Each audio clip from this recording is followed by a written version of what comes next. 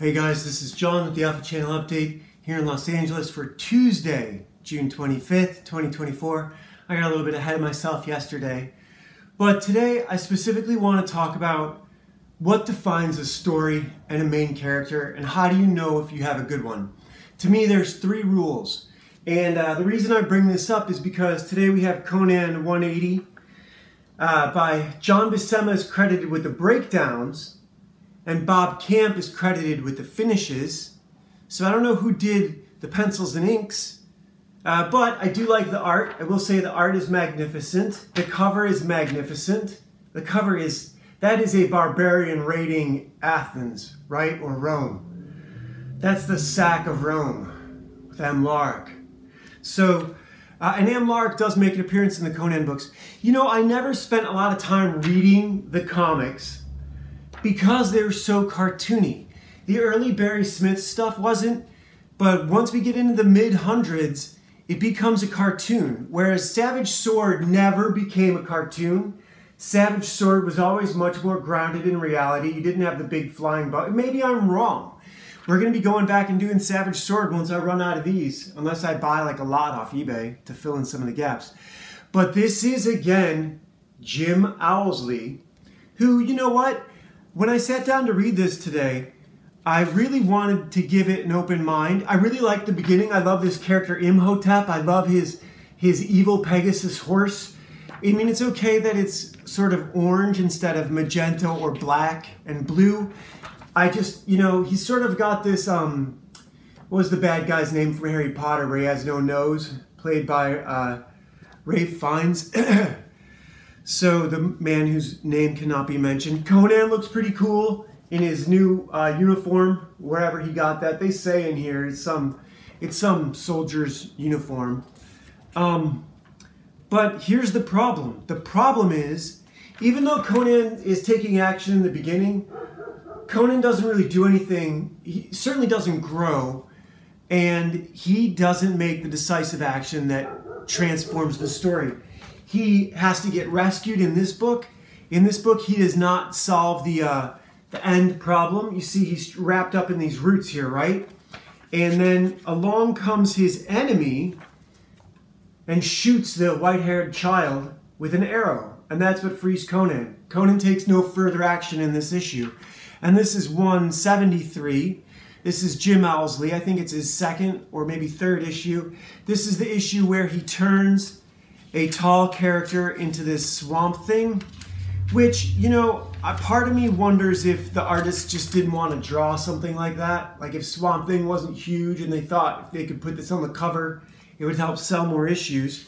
And maybe this character is on the cover of the subsequent issues that I don't have. You know, he sets off here at the end of this issue to go find Conan. And when we come back to Conan in issue 180, the story really isn't advanced very far. Now they have some amulet that protects them from this wizard demon. So they've introduced a new character. Tetra is still important, but Conan is hanging out with Kiev. So Kiev had gone off looking to kill Conan, and now they're friends.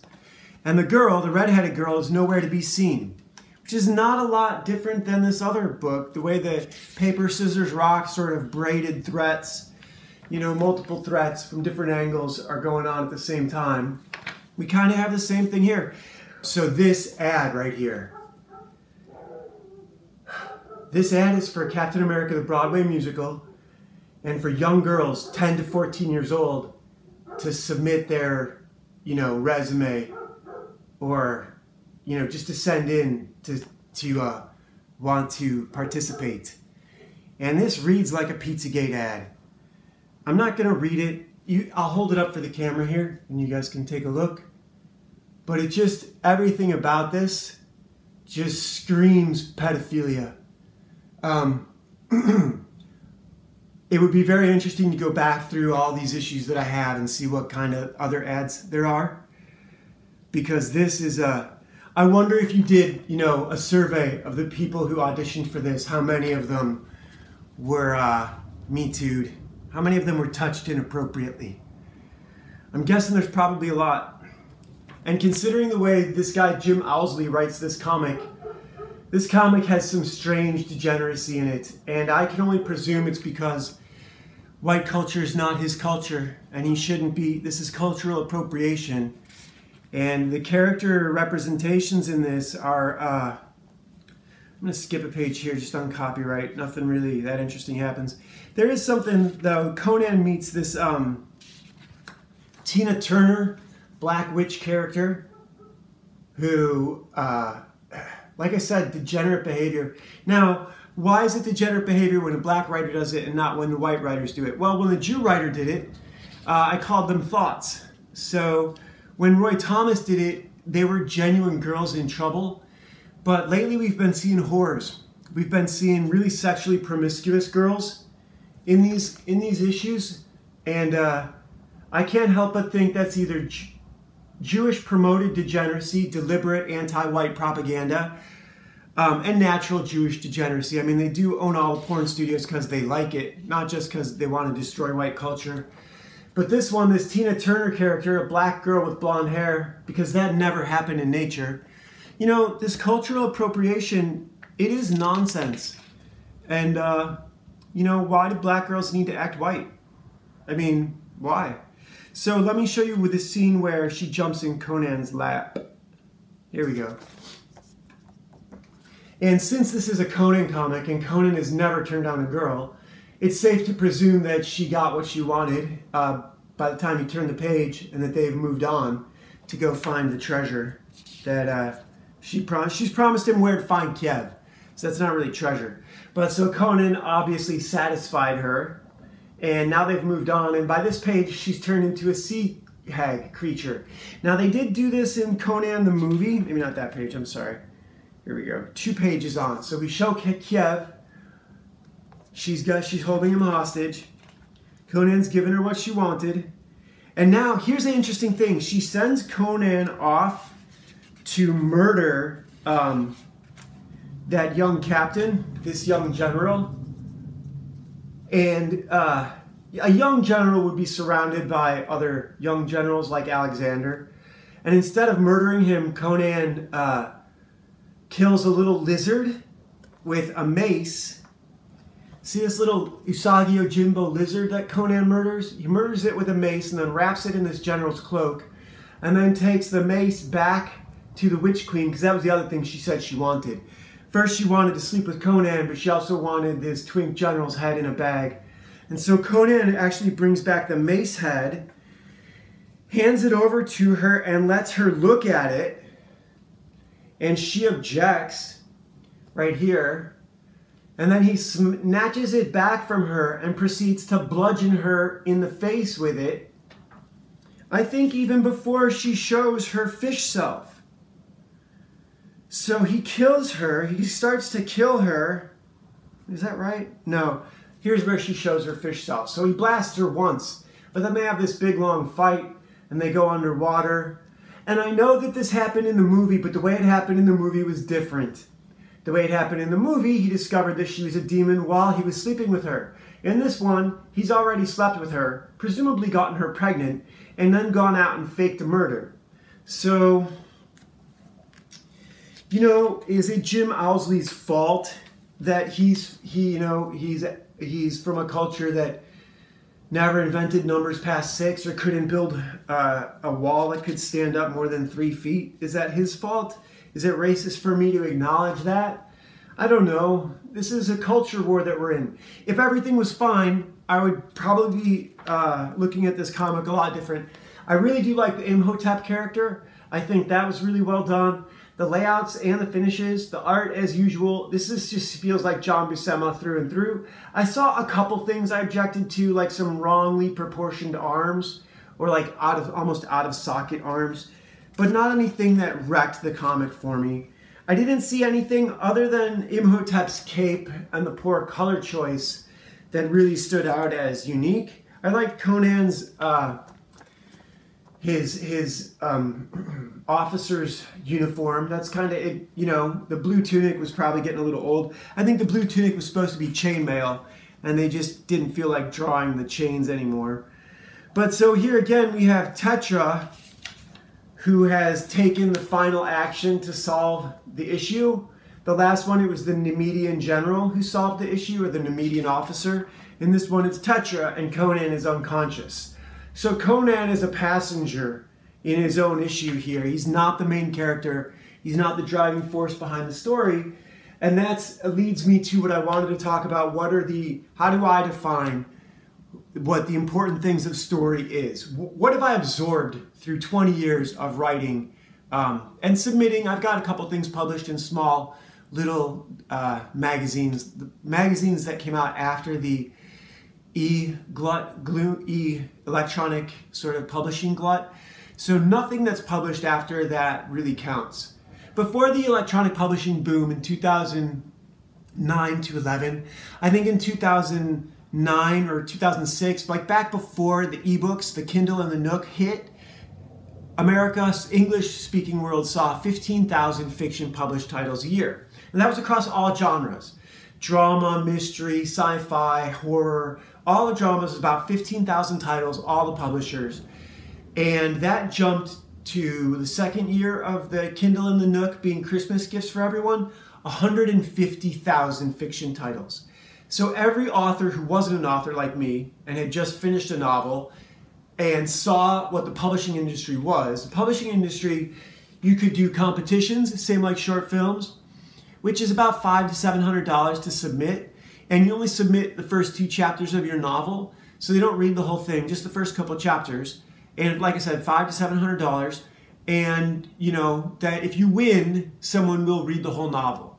So you can do that. You can submit it to publishing houses who, if they've never heard from you or you aren't recommended, then it can sit unread for a long, long time. You have to look for an agent.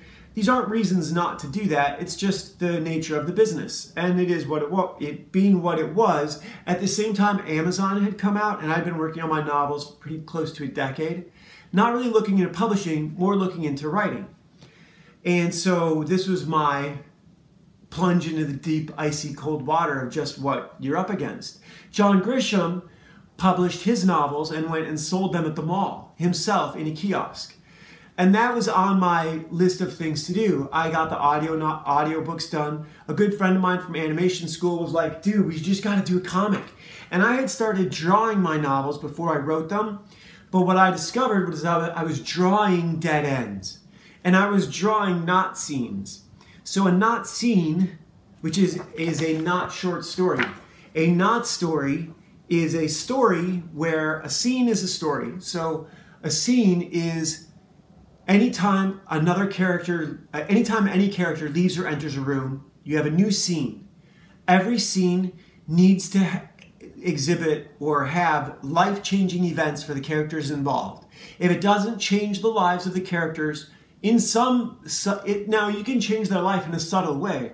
That's just the reveal of information. Oh, Marcellus has been kidnapped by pirates. That changes his wife's or girlfriend's life. That changes their life. And that's what you're looking for. If you don't have a life-changing event happen in a scene, it's not a scene and it can get cut. This is most prevalent in plays. Plays are story compressed. And short stories are a scene. A short story is a play compressed. And sometimes a short story can have 5 to 7 to 11 scenes. Sometimes it can be one scene. A short story can be one 6-word phrase, like Hemingway's children's shoes for sale, never worn. Or for sale, children's shoes, never worn. I think that's the correct order. So it's an ad for children's shoes. The parents lost the child. That's heartbreaking. The only thing I ever came up close to that, like that includes 3 people. A beginning, a middle, and an end. That's a tragic love story. That is, to the best understanding, the greatest 6-word story. Mine were always things like The Face in the Mirror.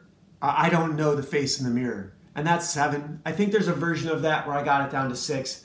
But that's disassociation, that's, psychosis. That's a horror story, but it's a one-person horror story. And it's not as clever. Whereas this, technically, it's someone's story, but it's not any of the characters really featured. Tetra is only on the last 2 pages. So Conan is just doing his everyday. The other thing that is true about stories, why you don't see a lot of soldier stories, is because One of the things to do with a long story is you take a fish out of water. A soldier, there's two ways to do a soldier story.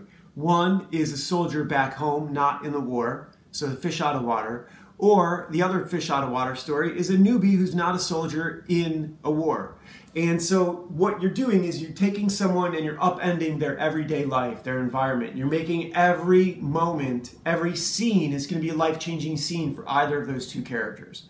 Because the guy leaving and going to war for the first time is in an unfamiliar environment. Almost every word, every sentence is going to expose him to something new. It's kind of like what David Mamet does for a heist thriller. In a heist thriller, the audience is really on a roller coaster with David Mamet because he's using lingo, kind of like Elmore Leonard does for his crime novels. They use dialogue in a way that the audience has never heard before, and so it's fascinating. And it's a lot like Shogun, where you have a man from the West, Western civilization, fish out of water in Eastern culture. So in that environment where it's every circumstance is life or death because they don't know if he can be trusted or if he's an enemy. So at any moment he could be decapitated by samurai. That's a perfect micro environment. What I want to do with Mount St. Michel, where you have a tourist who's trapped overnight and realizes that the priests who run the place are fighting vampires trapped in the dungeon. And the tide comes in every night. The priests bless the ocean so that the vampires can't walk out across the 3-foot shallow water to the land through the holy water at night in darkness. So that goes on every night at Mount St. Michel. It's a trapped environment where every scene you're learning something new, and Joan of Arc is there, St. Michael's there, you can collect the armor of God. And so that's a perfect microcosm to exhibit a story in. Conan is a perfect microcosm only because of the characters involved. To be at Conan's level, there's only 5 or 6 guys who can fight like that. And so when he faces this small general, and there's a great panel here where they show the size differential, where Conan's just massive and the guy is tiny. That there's only a few characters who can operate on Conan's level, and so it's easy for him to sort of dominate the page or the scene. This is a pretty good one, where the guy in the distance is small and Conan's just so massive, like really Arnold Schwarzenegger level big. But the problem is that he doesn't make the main choices. So the main character has to call the shots, right? The problem is that Conan doesn't call the shots, really. He takes action, he cuts off the witch's head. At the end, Conan's left unconscious. I can't say he doesn't call all the shots. I wanted to look in these and see if there was something clever that Conan does. And I think in the previous issues, he obviously befriended Kev, who didn't like him. So that was clever. And in this one, he doesn't murder the general. He spares his life by killing the little lizard and putting it in the general's cloak. So that's clever. And he does, as much as you're not supposed to kill women, he does murder the witch. And that's something, you know what I mean? It is pushing the envelope. I feel bad for Jim Owsley, what is this, 30 years later, 20 years, 25, it's 30 years later, accusing him of being a hack and prejudiced and, saying racist shit, because it's really kind of a decent comic. And if we weren't in the middle of a culture war, I wouldn't even be here. I would be struggling to do the same sort of stuff. But yeah, I do want to talk about the 3 rules I use when I'm writing a short story, and every scene has to be a short story. That's one of the rules. First one is the main character calls the shots. 2, every scene has to be life-changing. 3, every time someone enters or leaves a scene, well, that's the scene. You know what I mean? So every scene is a short story. Those 3 things, if you can do that every time, because a comic is always someone's first comic. A scene on TV could always be someone's first scene. If they're just flipping through channels and this is the first thing they've ever seen of your work, you want that first scene to be a good one. You want the follow-through to be present in every illustration. This one has great follow-through between Ashley's hands. It's a little flat because of how far away the camera is, but between her and the characters, I feel like there's a nice bit. Here with the sword in the foreground, I really do love Jay's art. he's an incredible artist. This issue has writing problems, and those are more my fault than anything else. So this comic book you can find on our website, AC.56. And everything that's wrong with this is on me. Mostly it's not in color. This should be, this story, because of how dark this story is, really needed to be either more stark or in color, and that's on me because I didn't have the time back then to color it. Although we still have time now, you know, why they're doing this right now.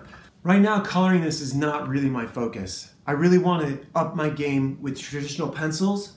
And so speaking of, I did do a little bit of that last night and this morning, and I noticed that I really hadn't shown this to the camera very well.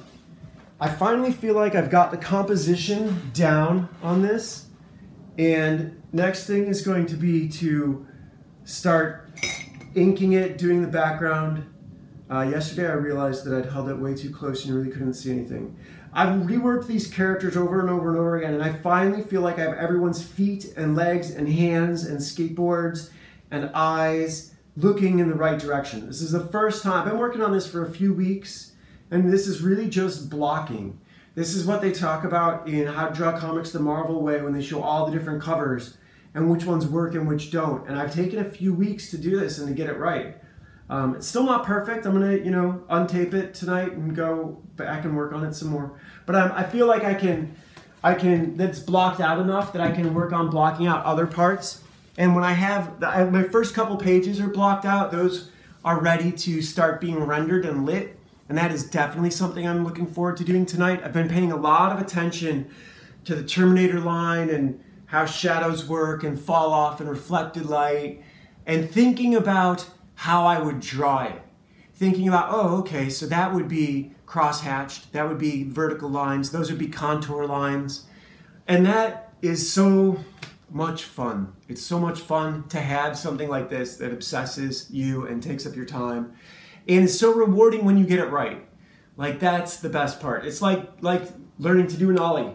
Right now I'm learning to perfect my ollie. I can get up, but I really have to learn how to get the board flattened out and lift up the back higher than the front. I can get it flat, but then it comes right back down. I want to be able to, and then kick flip. It is awesome though that I'm getting a little bit of hang time where I can see the board under me. That's amazing fun. That's as much fun as watching punches sail past and seeing them and being able to touch the hand as it goes by, just to push it out. So life is, we have to do Wildwood Tarot. Yes, life is fun. I hope you guys are having a great life, despite everything that's going on. Don't let politics destroy your time. If politics absorbs your life and you're not achieving personal goals, you're not setting and achieving personal goals, whether it's weightlifting or martial arts or art or writing, you've got to be doing that or you'll go nuts. You'll just be thinking about problems that other people are creating for you, and you won't be engaging life. This is the Four of Bows, rest, relaxation, and the Four of Arrows, isn't it? Four of Arrows, rest. And you can see the arrows standing around the guy, but they're not penetrating him. And the giant moth overhead, I think, exemplifies dream in an otherwise sort of dull environment. But I didn't read the book. I'm just showing off the art. I'm not into divination, but I am into artistic symbolism. And as far as that is important, this Wildwood Tarot deck is amazing. Yeah, I don't have anything else to say. I do like that Conan took the head off the mace and wrapped it in a cloak to show the witch queen. But then he gave it to her and had to snatch it back from her to beat her with it, which was a little clumsy, The art's amazing as always. Savage Sword, I remember being a lot less mystical and magical and cartoony. So, yeah, I don't really have anything else to say. Thank you for sticking around this long if you have, and I'll talk to you guys tomorrow. Bye.